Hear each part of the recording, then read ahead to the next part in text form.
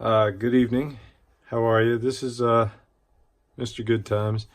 I posted this on my Instagram. See if anybody wanted me to do a review of the first AR I ever built. This is my first AR I ever built. This is we call her Black Betty. It's a 300 Blackout. The idea behind this build, whatnot. This is an Anderson manufacturing lower. My pop picked up a pair of these and gave one to me for Christmas one year. And he got one too, and it might sound corny, but they were sequential serial numbers, so we figured we'd do like a father-son kind of build. So I built one and he built one. We built them in 300 Blackout. It's a heavy contour barrel, 1-8 twist, Bear Creek Armory barrel. The kit was actually purchased from Fritz Tactical. It's been a few years. This was the first kit we actually ordered from him, and we've been doing business with him ever since. He's a great guy. Always good products. Okay, so let's break it down. It has a 16-inch 1-8 twist, heavy contour Bear Creek Armory barrel. I do believe it's 4150 chromoly, with a pistol length gas system. The reason it's pistol length, the 300 Blackout, they prefer the pistol length, just reliability for feed and everything like that. Capped off, we have a Cherry Bomb by Q. Bought this and put it on one of my pistol builds. Didn't like the way it reacted. The whole point of this is so that we can eventually do a suppressor. I really like the Trash Panda by Q, and it's like engineered specifically for 300 Blackout, so we were looking at doing that, but we threw it on this gun. Not that this would be a bad gun to suppress. So yeah, so that's our front. This is, I want to say it's a Gun Tech USA handguard, 15-inch key mod at the 3, 6, and 9 o'clock positions. Full length Picatinny on the top. It is, like I said, an Anderson manufacturing lower with a standard mil-spec lower parts kit with Anderson's lightened hammer, and it's not stainless. I'm not sure that it's a nickel boron coating, but it's very similar to one.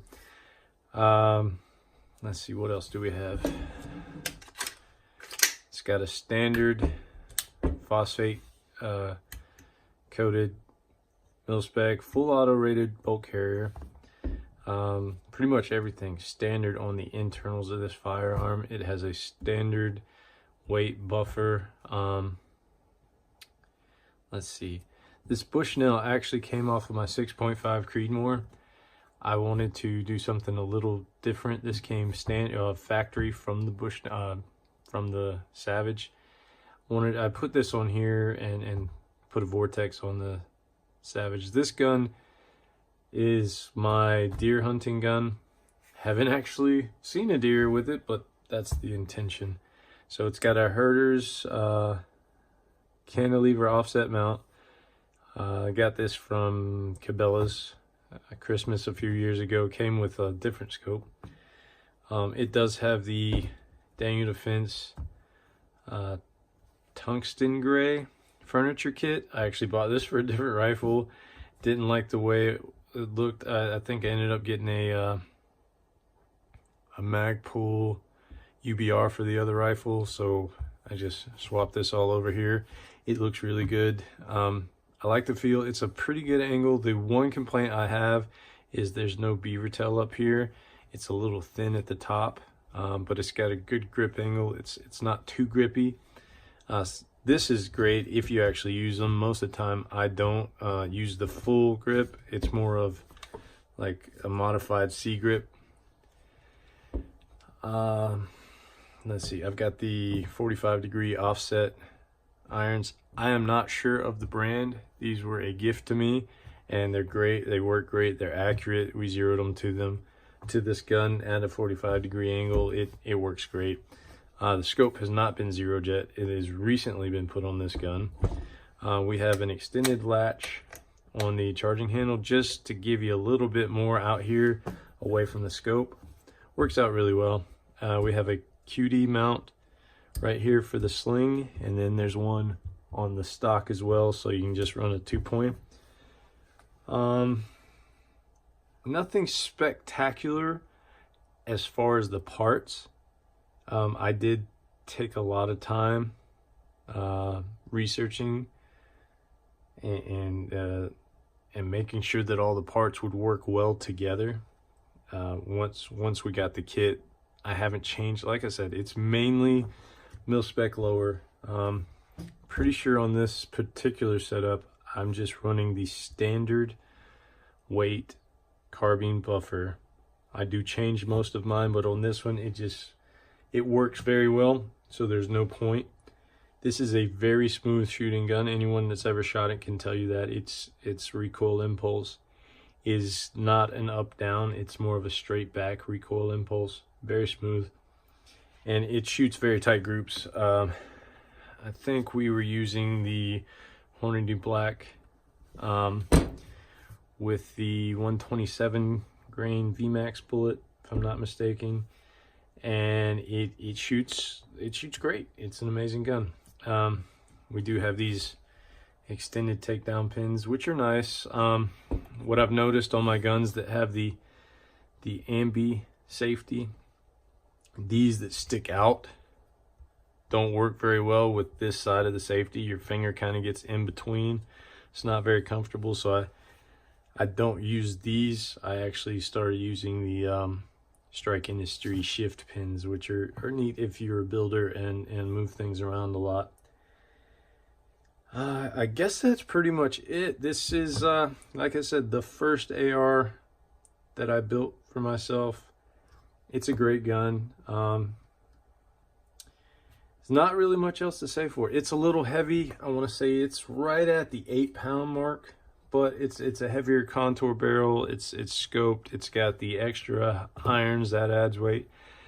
I mean, all right. So I carry it on a sling to the deer stand, and then it sits on a shoot stick. So it's not like the weight, 8 pounds, is really going to fatigue me in the manner in which I use it.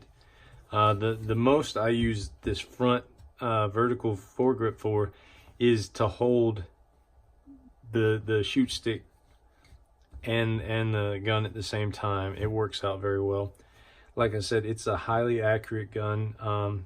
It's a dream to shoot. It's not overly recoil intensive. It's 300 Blackout. I mean, I am a big fan of 300 Blackout. I'm not saying you need to get one, but if you don't know what it's like to shoot a 300 Blackout, how much fun they can be, especially if you shoot subsonic, it's fun. Now, if you don't reload and you can only buy, it can be expensive. Definitely more expensive than 223, 5.56. But like I said, they're fun to shoot. This gun, it's a great gun. It's not a gun that I'm upset saying this is the first one I built for myself. It wasn't my first AR, but it was my first ground up build, and I'm happy with it. I'm proud of it. It shoots like a dream, and it's not like an $800 handguard or a Spikes Tactical Low or anything like that, but it functions well. It's never had any issues whatsoever. And everybody that's tried to shoot it has enjoyed it, so I'm pretty proud of it. And this is just the first of many, as my wife can attest to.